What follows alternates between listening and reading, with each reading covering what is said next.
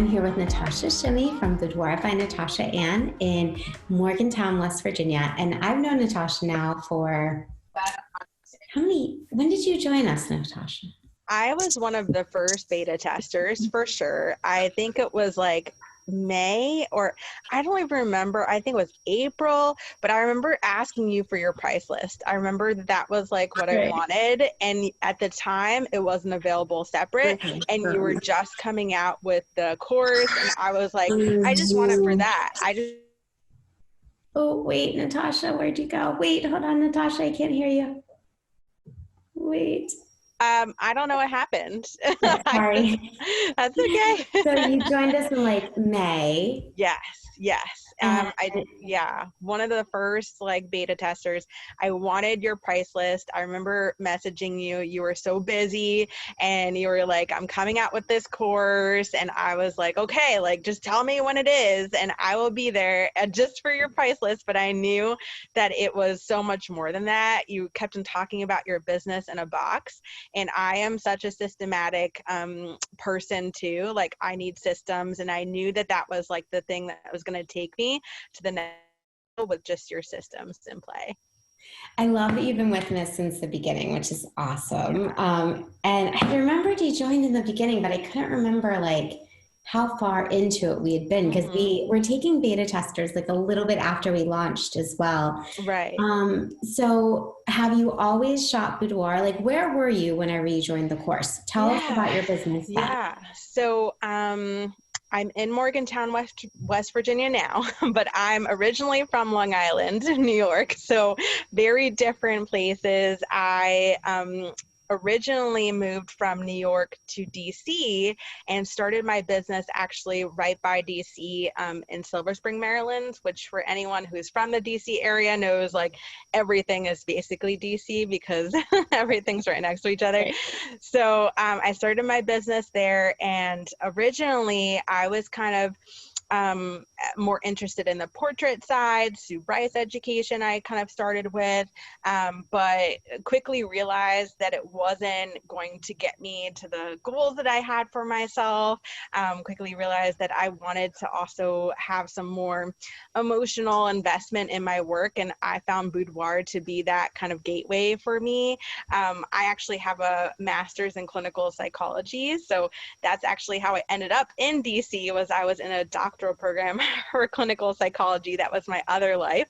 And I decided to kind of leave that program after I realized I kind of wanted to write my own rules. And in those systems, you can't really do that. So I wanted to create my own business and kind of started my business there with that portrait work, but, you know, knew that I wanted to do something different. So kind of found you when I was looking through all the other educators in the boudoir world. And like I said, just knew your blueprint business in a box was where I needed to be.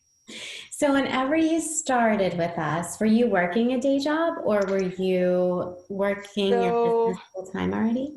I was working a day job in DC, and I'm like even recalling that other life of mine. Crazy, right? When you think back to the life you had before, I know. It's so weird. So I was in DC. I was working at a nonprofit. Like I said, I left that, I got my master's and was kind of figuring out what I wanted to do next. And I met my husband in the meantime. We were dating online, and he ended up moving from West Virginia to Maryland, and we kind of started off our life there, started my business there, but knew like the cost of living was kind of crazy there, and I wanted to move to West Virginia with him, or we kind of figured out that that was going to be our next step. And then I kind of went full time, but again, knew that my goals for myself were to be able to kind of support my family in that way. And, needed to kind of up level my sales average, which at the time was only about 1,500. I was doing maybe 4 to 5 sessions a month, and which is more. Pretty good. Pretty good. So you were shooting like 4 to 5 sessions a month, a sales average of 1,500. And then where did you go from there? So you started with us in May. Yeah. That was 2019, right? Yeah.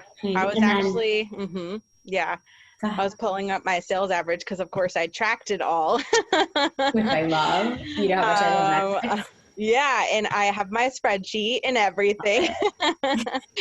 And I was doing like, 1,500 sales. Again, my price list was also, I was kind of winging it. I didn't really know. And that's why I wanted your price list. I was like, I need something, again, more systemized, collection wise. So let's stop you there. So Yeah. your price list, okay, so there's people watching us. If you're watching also and you're in the Zoom, type in what you shoot. I'd love to know what everyone shoots. So what was the biggest problem with your price list that you found? Because we also want, to teach as much as we can through this. Yeah. What was the biggest, now looking back, what was the biggest problems with your price list? I think that my highest collection was 3,000, which now is our loss leader. Yeah, it was just not enough. I wasn't giving enough choices, enough images. I think it was, and I have to even find it. I studied and then I forgot to bring that one up. But I think that it was just, not enough choices, not enough systems, not enough collections to really kind of draw them to the minimum that I wanted them to do, which was that 3,000 that I now have on. And even that now seems like, wait, that's the minimum? No, I want the 4,000 and the 5,000. That's now what I always kind of draw them to. But at the time, the price list was very minimal. I didn't have all of the bonus credit options that you had in your price list, which I know is huge for me. Like whenever I call it a bonus credit, print credit, whatever you want to say. And for me, that really gets my clients excited about all the other options they can add on that are already included into their collection. So that's missing too, for sure. So I hear you saying that probably the biggest mistake that you had before with pricing was that it wasn't leading them towards the collection that you wanted them to buy. Yeah. And I just want to speak on that for a minute and add a little bit of education here, that you need to have pull-throughs for your clients in the collection that you want them to buy. So whatever collection you want them to buy needs to have pull-through items that will pull them up from the bottom to where you want them to be. So you have to think to yourself, what are the things that my client might want the most? For most people, it's digital files. So in my investment menu, you'll see that the $3,000, $4,000 collections, that's where the digital files start, because that's what most people want. So it pulls them right up into that collection where you want them. So whether you use my investment menu or you don't, when you're looking at your own menu, you need to make sure that you're having those pull-through items in the collection that you want them to buy. And it needs to make sense for the consumer to go with that collection.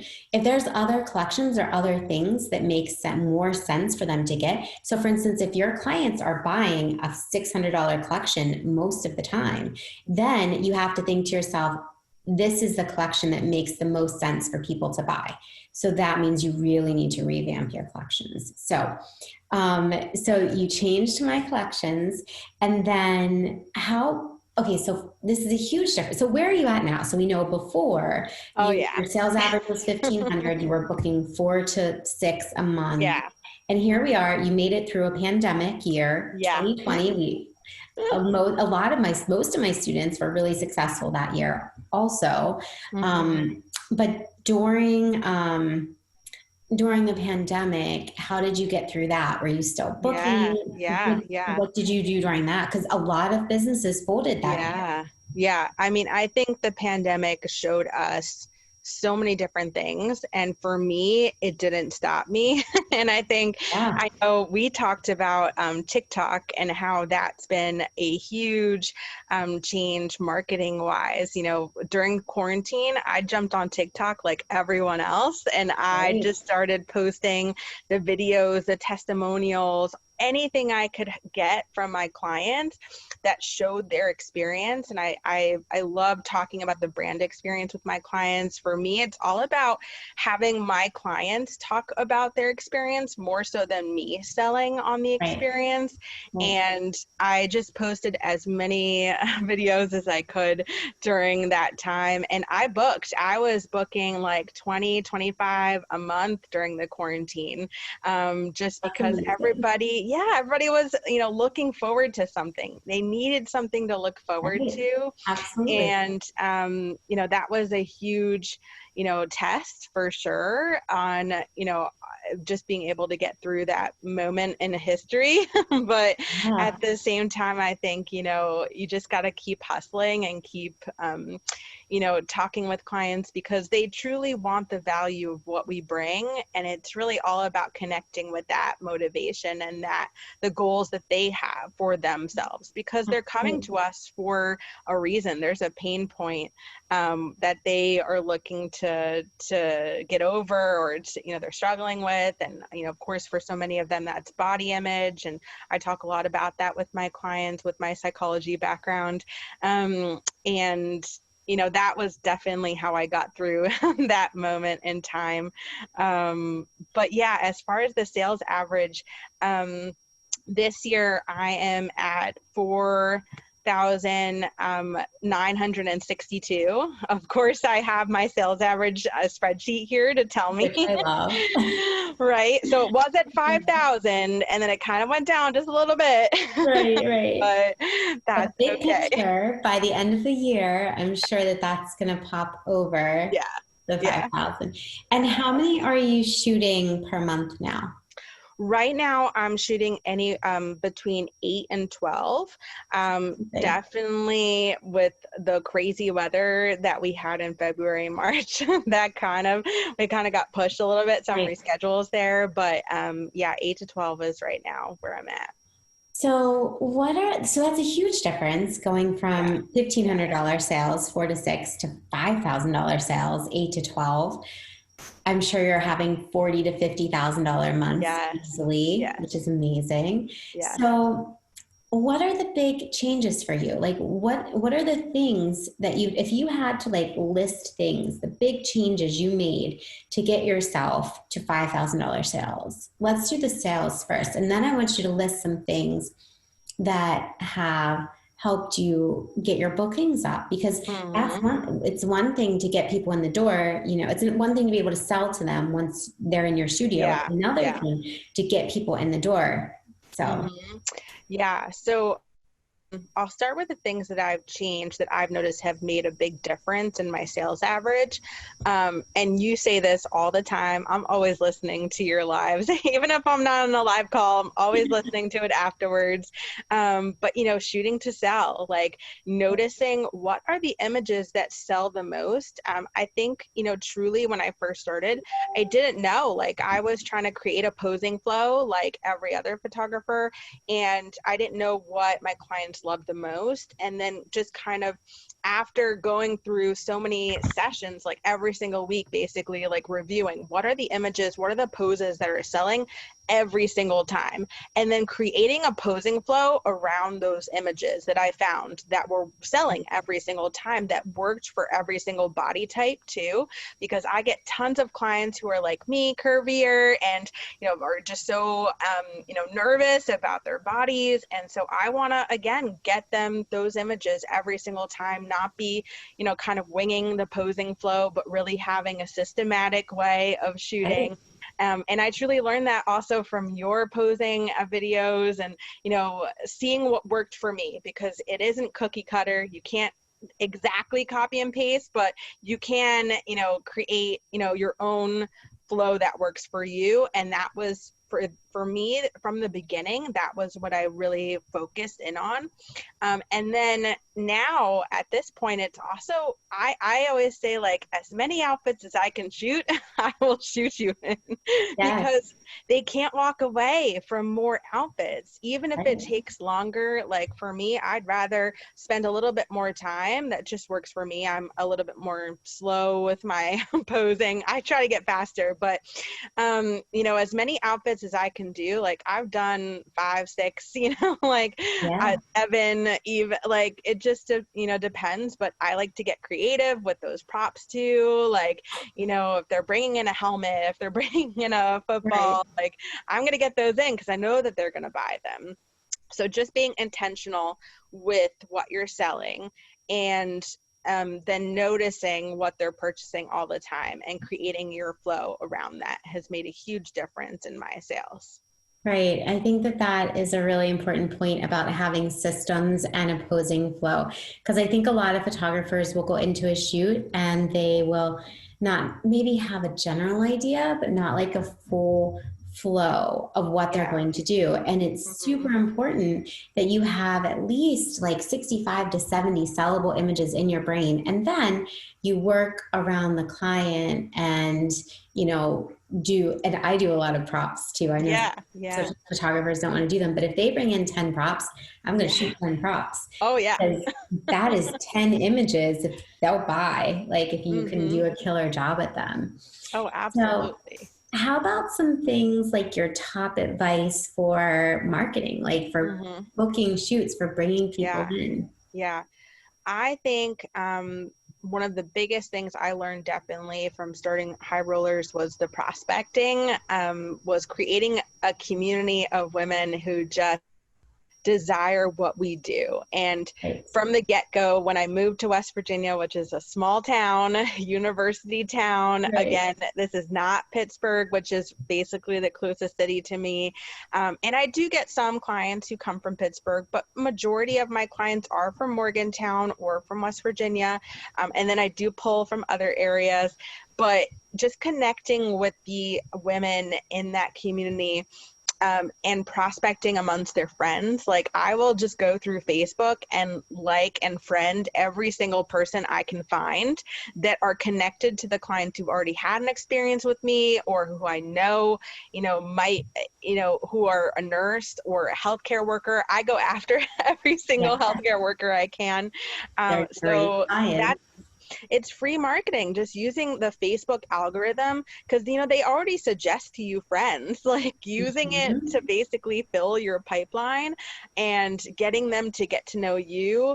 I don't send a message off the bat, but I just friend everyone, and I just invite them to my group, invite them to my PIP group on Facebook. Absolutely, it makes a huge difference when you already have a community of women who are talking about you, liking everything about you. So I focus a lot on prospecting, and then TikTok.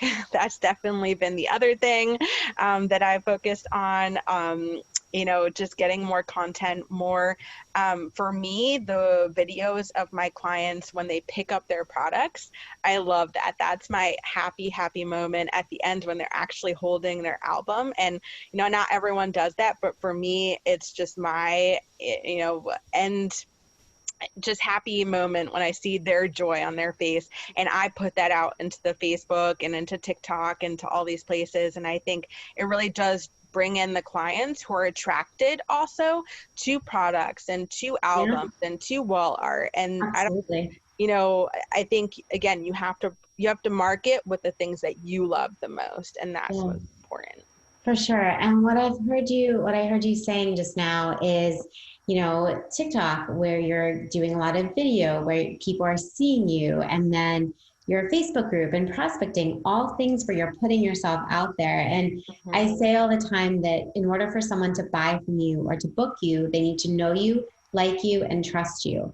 And by putting yourself out there via Facebook, your prospecting, or your VIP group, or TikTok. I know like people are kind of about TikTok, but even Instagram Reels, like that's huge right now. And they are pushing, they're pushing the feeds for Reels. I just had one get 1.2 million views. So you can really use that to your benefit by using the video to help people get to know you. So do you have any like advice for new photographers, maybe photographers that are struggling right now that, are struggling either getting bookings or struggling with sales? What is your big piece of advice that you would give someone right now?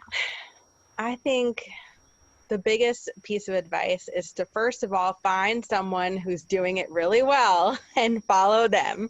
Because if I hadn't started with that with you and the High Rollers, I wouldn't be where I am. Like, truly, I just wanted to replicate a lot of the things that you've done, but also make it my own. And that's the second piece, is make it your own. Like, you're not going to be an exact replica of anyone.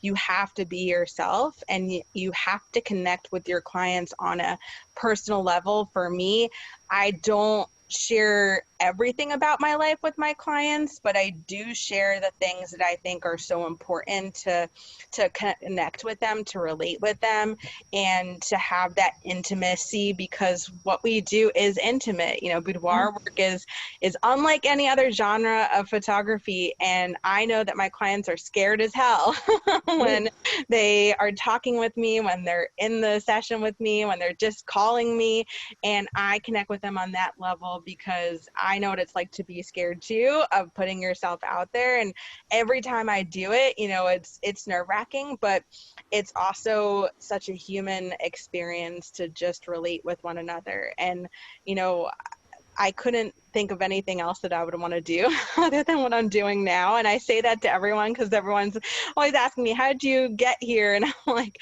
I didn't even know that I was going to be here, but I just kept on coming back to that place of connection and service. And I think you have to know that you are servicing and providing value, and not selling in the way that feels like it's, you know, bad or not good. It's really that experience, you know, that we need to connect with in our clients. It's so true. And if you are shooting, if you're providing an amazing experience for the client, and you are shooting well and providing enough sellable images, you don't actually have to sell at the IPS. And what's so funny is, when I had an ordering appointment today, and the client spent, her sale was $52.99. And she's like, I would get all, and this is a woman who works night shift in a factory. Her husband, these are blue collar people. This is not like, you know, I'm not talking about an attorney or a physician. Like, this is a blue collar person. And she's like, you know, I would love to get them all, but my husband put me on a budget and I can't spend more than $5,000. wait. Like, oh my God. Like, oh my gosh. Like, the budget, because of the service I've provided, and because of the images, you know, but that's like normal. Like, it's the expected thing. And when you build this culture, it's really an amazing thing. I have to pinch myself like every single day that this is my job. I had one of my clients, I sold my 6th Bombshell last month, and Bombshell is the $8,000 collection on Jenn's menu. I sold one last year at the end of the year, and I truly believe it was mindset, because I didn't believe that they would purchase it until I just kicked myself in the butt and was like, I'm going to do it. And I've sold 6 this year because I just believed that it was possible. And I had a client who's a dental assistant purchase my amazing Bombshell collection, and she even told me the value that she was getting from it, because she was just like, I can't part with these amount of images and I get so much. And I'm like, you're right. Like, and I was, you know, it's just, you have to believe that that it's possible, that the clients are going to love it and value it enough. And that's truly the mindset to have. It's true. And I think when you come at it from like, when you approach it from a mindset of like, you're giving to the client, you're giving them an experience, you're giving them this to your clients, like, they receive it. And I always say too, that like, client, you know, like babies kind of know if you're scared or not, like they can sense your fear, like sense your hesitation. It's the same way. Like, it's just a human reaction. Like, you can sense someone else's anxiety, someone else's fear, or like hesitation. So if you come at it, you know, like, this is just what I do. The client today, at the end of her session, at the end of her ordering appointment, she was like, Jenn, I didn't think I would find 50 images that I like. I didn't think that you would be able to take 50 images of me that I would like. And she was like, I was really nervous at the shoot. But then I said that to you, and you were like, and you looked at me and said, well, I don't do shitty work. And she goes, it made total sense to me. And here I am spending $52.99 on your stuff. So having that mindset of like, this is what I do and I do a really good job. Clients like absorb that and they feed off of it. So awesome. Okay. Well, I guess we'd like to open it up to questions. Does anyone have any questions on Facebook and we're really pretty, Corey said, am I the only male photographer here? So not in the High Rollers community, but I'm not sure if you're the only male in the room right now. I'm not sure. I don't know a lot of the people that are in here, but you are not the only male photographer that is in the boudoir community. There are lots of very successful male photographers. In fact, I just paid a very talented male photographer $6,000 to take my pictures. So, which were gorgeous. And he's actually in the course. I was like, yes, I will gladly pay you what it is on my investment menu. So yeah, there's lots of male photographers. So another question, what do you include in your boudoir experience to make the session special? So Natasha, why don't you do that one? Yeah. I think that it's the way that I talk to my clients that makes it special. I really do. I don't necessarily like do anything extra, like I don't do champagne. I don't do, it's not about that. It's guys, it's really about connecting with the client and giving them that experience. I call it the psychology of being seen. I like that That's version so good, of ourselves. Natasha. I love that. Isn't that what we all want? Like we all just want to be seen and acknowledged and know that that's so good. I love that. Yeah. And just that version of ourselves. Like we don't see that version in the mirror that our partners see, that our best friends see. And like just changing that mindset for our clients about who they are. That's what I consider like the secret sauce or that I talk with them so much about and I'm so passionate about. And I do tell them that they can reach out to me, as many times as they need before their session too, so they have access to me. And then also, all the prep emails that Jenn has in her course, I've, made them my own as well. But definitely that connection ultimately. Yeah, I love that. For me, it is the community that I've built and like the self-love, like body empowerment, girl power almost, like community that I think I've built that is a very and also because people book me, like I'm booked out until April, because people wait so long to shoot with me, it really kind of like builds the experience even more. So let's go back up. There are some really good questions in here. Jenn, may I have a question in regards to your pricing guide? So Crystal, go ahead and just type your question in, okay? And we can answer it. When do you tell them share the price list? I do on the phone call to book them, but haven't heard you talk about it. So in the course, I actually tell people to go over verbally the pricing very specifically. And then if someone asks for the investment menu, send it. But it's also in the contract. It's, you talk about it a lot, but it used to be that I would send out the full investment menu the day of their shoot after they did their shoot so that they were emotionally attached to the experience, so that they valued the experience more. Because after you show them back the camera and they know that the images are good, it makes a lot more sense. And when you're trying to build your community and build that value, it makes sense to do it like that. That being said, it is your business. You do what makes you feel good. And if you don't like that and you want to send it first, then you do it. That's fine. Now, because I'm so established and I don't need to prove myself, I'm booked until April and I'm shooting 5 times a week.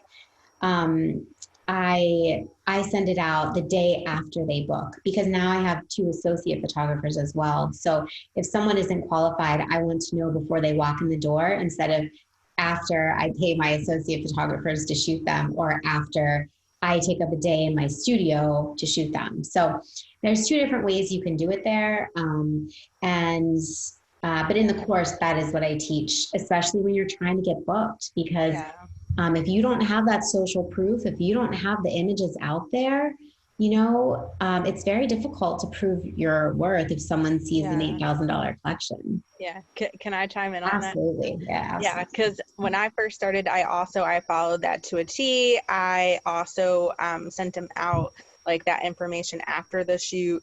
Um, Actually, no, a little bit prior because I do same day sales, so it was a little bit different. But I also really worked hard on establishing that social proof in my group, on Facebook, on TikTok. I think once you get to the point where everybody is just like, and I also learned from Jenn, asking for that post on the day of the session after their experience, like talking about the experience. For me, that changed the culture of my group. Really just seeing all of those posts come about organically and real. So just establishing that trust and that social proof made a huge difference. That then I did kind of also go to sending it out now after they book on the phone.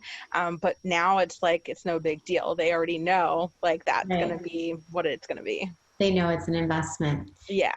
This is a good question, Rebecca. How do you properly share TikToks with your final images without getting banned or flagged? I'm at 31,000 followers, but I'm nervous if I keep getting flagged, they will ban me, but I get so much out of sharing those results. Here's the thing. You have to be careful. You cannot post like you can post on Instagram. It is not the same platform. You just can't do it. So what you have to do instead is post things that will let your followers get to know you. And I also made a conscious decision. I show much less of my work on TikTok than I did in the beginning. And I've been holding steady at about 492,000 on there. And, it was kind of a rat race for me in the beginning. I was like, I want to get to 500,000. I want to get to 500,000. I like even numbers. But then I stopped and I was like, is it worth losing my account that I have put countless hours into? It's not.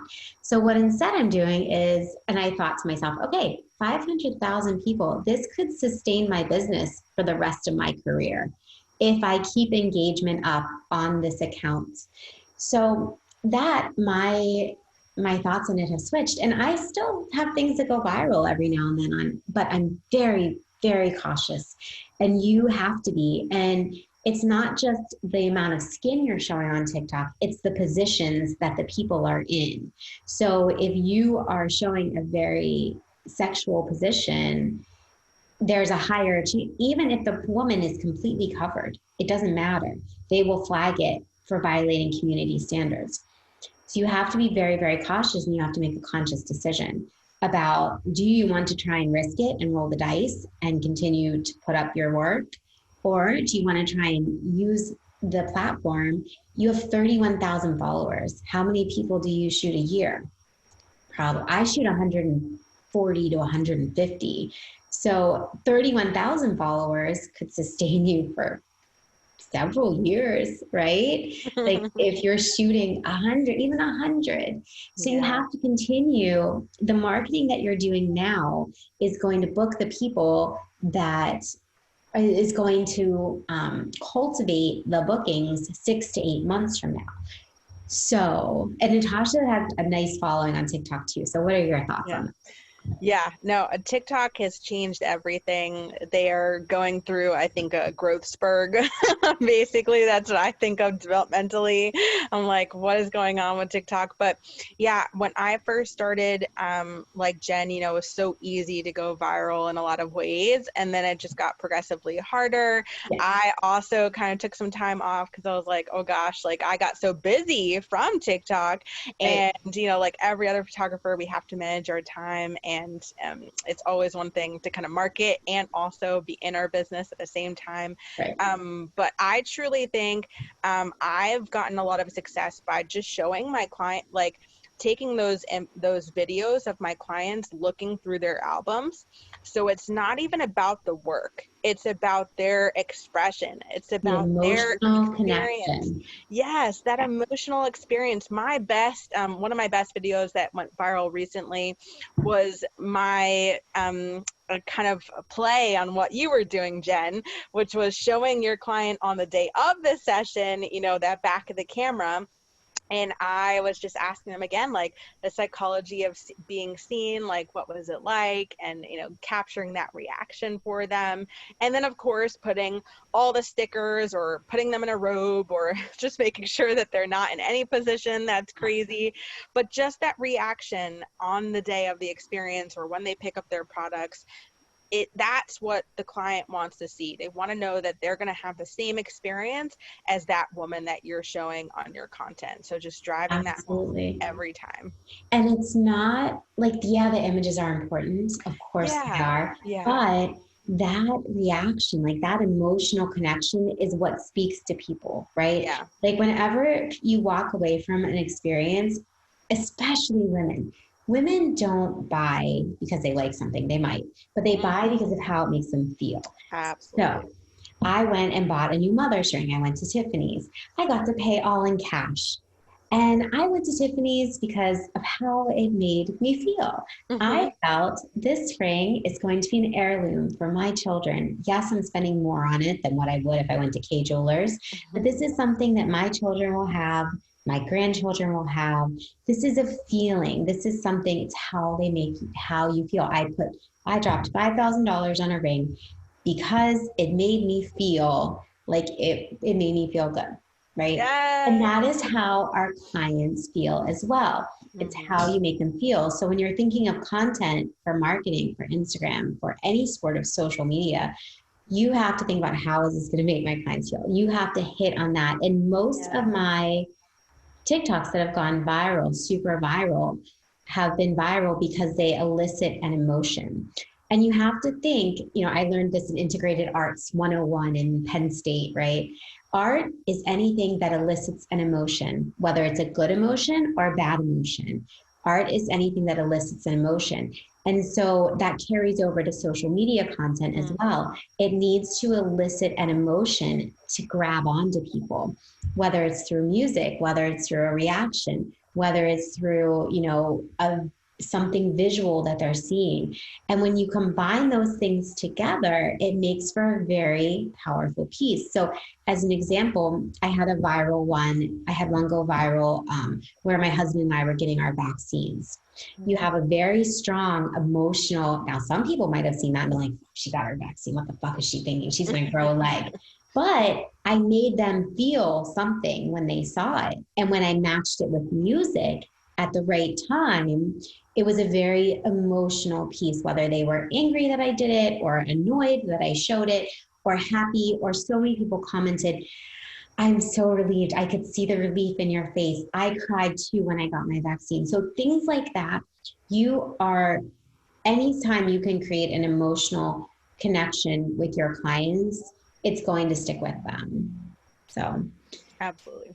So I'll let Natasha answer this. Oh, wait, here we go. Yeah, I'll let Natasha. After you started the course, how long until you started implementing it into your business? That's a good question. So I actually found my sales average spreadsheet from 2019, and I can tell you I had a few sessions, like I had a session in January, March, and then I really joined the course, I think, literally at the end of April. And my average jumped from 1,500 to 3,000 really quickly because, like I said, I just knew that I needed that price list and I knew that I needed that structure and that was going to guide my clients to where I wanted them to be. So I quickly found all the benefits really easily with just that change. And I have to add, so the course is hard work. It is hard work. Yeah. And if any educator tells you that they have a course that is easy, you should not buy it because they're lying.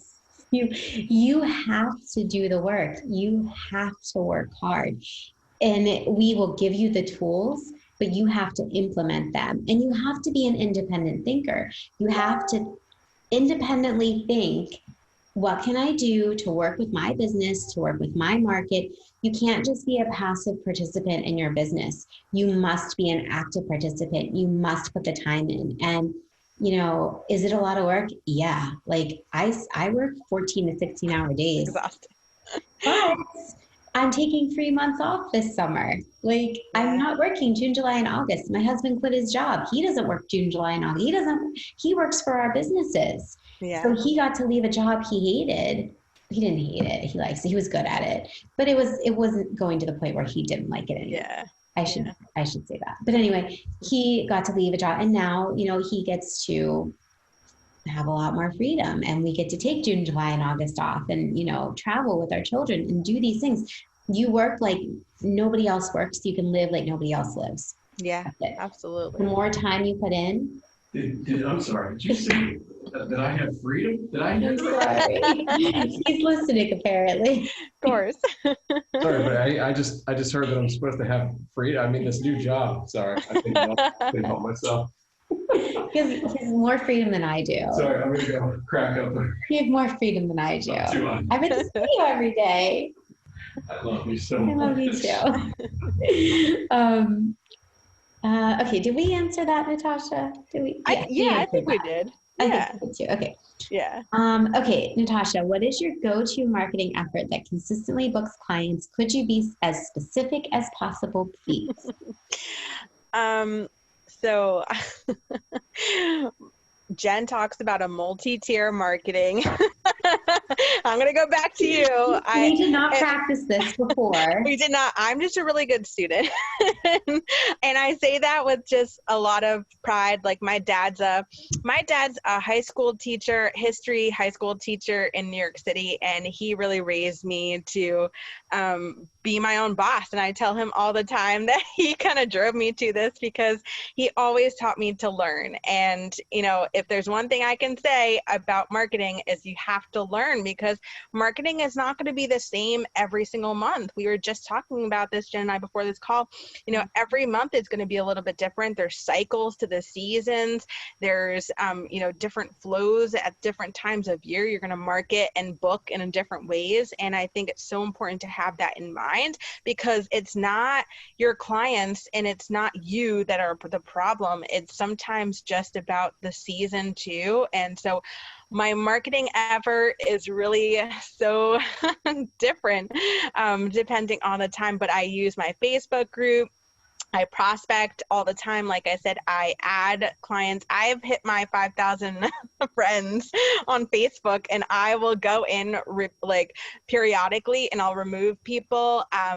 This is just my own thing, but I'll try to find as many women who have mutual friends as I do, because I know if they have 50 mutual friends, they're going to be more likely to book with me because, again, they know, like, and trust me. They have heard from their other friends. I've built up that brand and social proof that people are talking about me and people know me. So marketing, you have to have all those things going at the same time. I have an email newsletter, but I really use my Facebook group and my TikTok to be the biggest drivers of my marketing.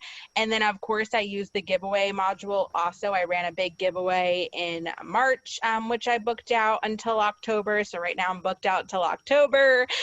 So using all of those things in combination, you have to have all of them. You can't just use one marketing tool and think that that's going to book you out. It's just not. It's not the way that people work. They have to see you so many times, at least 7 times, if not more, to really book with you. So, I've used Facebook ads, of course, with my giveaway. I've used all sorts of things, but you have to do them all together. It's true. And so many people ask me this, like, what is the magic bullet? What is the one thing that I need to do?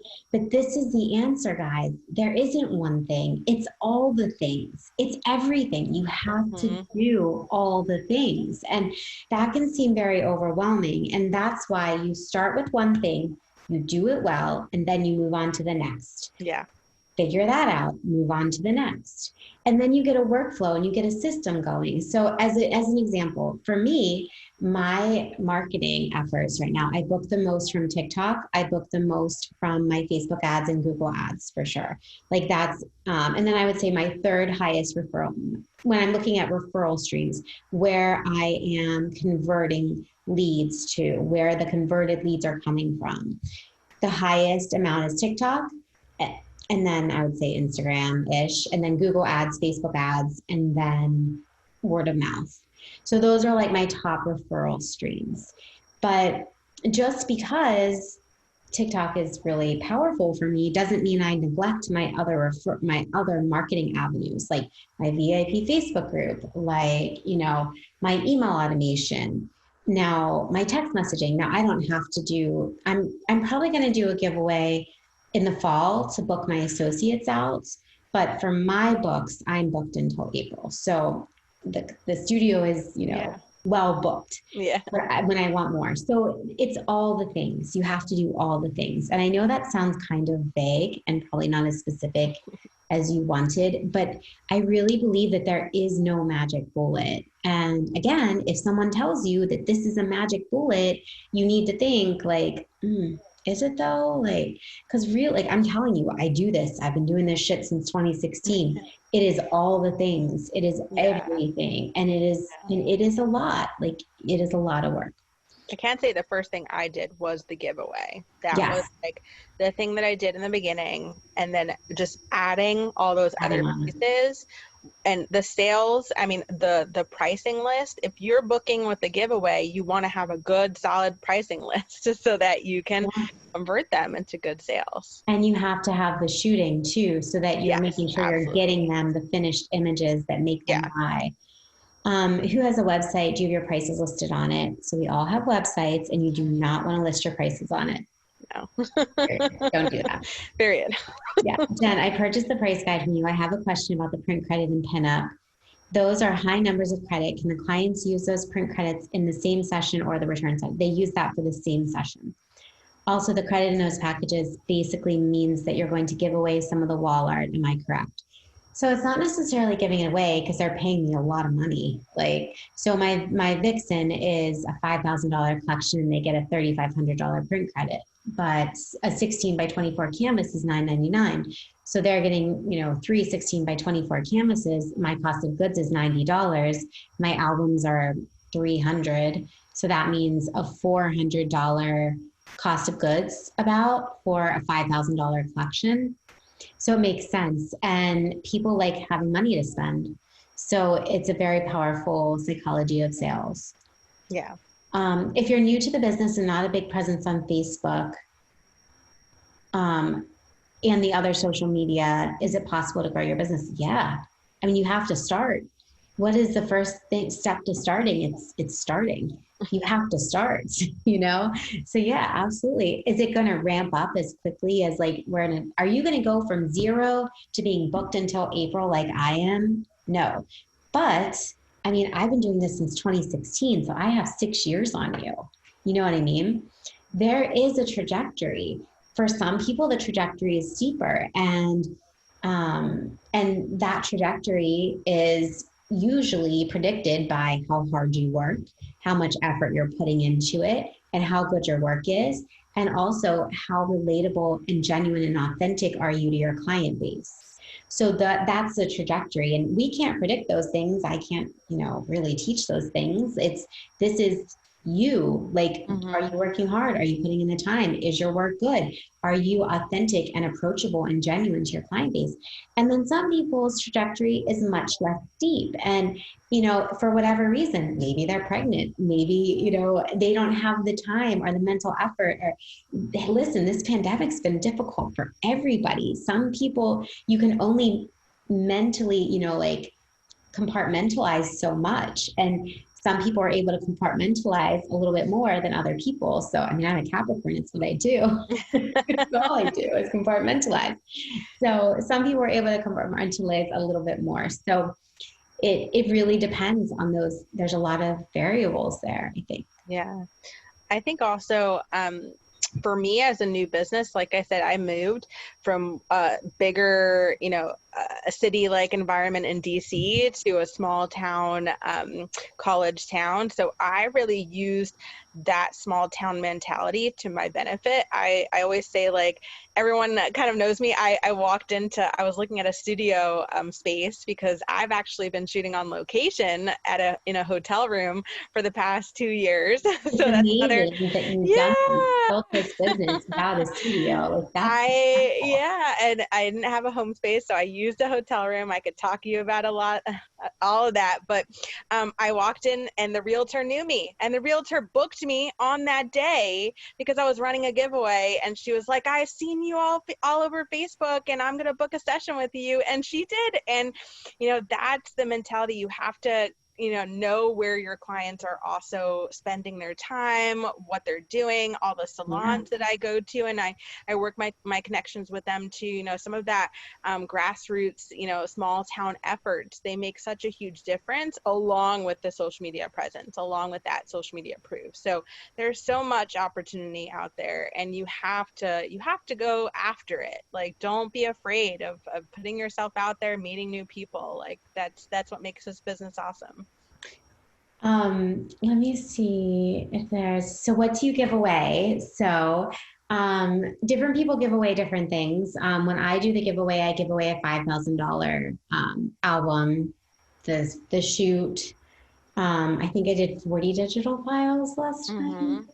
And then we also run a flash sale, at the same time. And it is like a system. There's posts, there's times, there's ads, there's long forms, there's short forms, there's stuff that you do. And that's it. When I first started and I ran that first initial giveaway, I was, of course, a little bit nervous about giving too much away. And I know so many people might be thinking about that, but I gave away just wall art. That was my thing. I just wanted to give away the wall art, and then, you know, they could purchase the, you know, images, and that ended up working out pretty well for me. I was able to, again, to book out, you know, from that. And then this time I did do like a $3,000 collection. So I picked my minimum that I wanted to offer. And then probably the next time I'll do the 5,000. So you just kind of, you experiment and you work with what works for you and what you're excited about servicing your clients with, because that's really what it comes down to. Absolutely. How do we get more information about the giveaway? So that's actually, it's only in the mastermind. It's a very large module. It's a lot. It's a lot of information. So it's all in the mastermind. It's listed out by module. And someone asked on Facebook, how long is the course? It is, no one's ever finished it because we're adding to it weekly. We do live calls twice a week, one for technical questions and one for studio questions. So there's live support twice a week. And then those calls are added into the course. So, it doesn't stop. I'm in the mastermind, but only on week 3. As a newbie, what would you suggest for a giveaway, or should I put it in the Q&A? So I would probably put it in the Q&A, like in the tech and the studio side. That's probably what I would do. I think that would be a better place, because they can like really go into detail about it and then try and get to the call. It's a one-time purchase, right? It is a one-time purchase. Yeah. But it has been 2019, January. We launched it in March of 2019. So you get all of the calls as well. All the calls we've ever done are loaded onto the course. It's probably, I wouldn't even know how many hours it is at this point. And also a lot of our photographers get really busy, and then they don't need to do as much anymore. So anyway, does anyone have any other questions before we sign off for tonight? Thank you so much for all the really good questions and just for joining us today. Hopefully this was really helpful. And thank you so much, Natasha. So people want to find you and follow your work. Why don't you tell everyone your handles, your TikTok? So TikTok is Boudoir by Natasha, and on Instagram it's Natasha Sheme. Spelled S-H-E-M-E, by the way. Yes, S-H-E-M-E. That's where you can find me. I'm Natasha, and on Facebook as well. Awesome. Thank you so much, Natasha. When can we have another one, please? This has been great, but I was late from the school run as I'm in Australia. This will be recorded, and it's in the Facebook group. So you can go into the Facebook group and just watch it. It'll just be in the Facebook group. Not exclusive group. It'll be in the big High Rollers Club. So awesome. Thank you so much, everyone, for joining. I'll see you later. Good night, guys.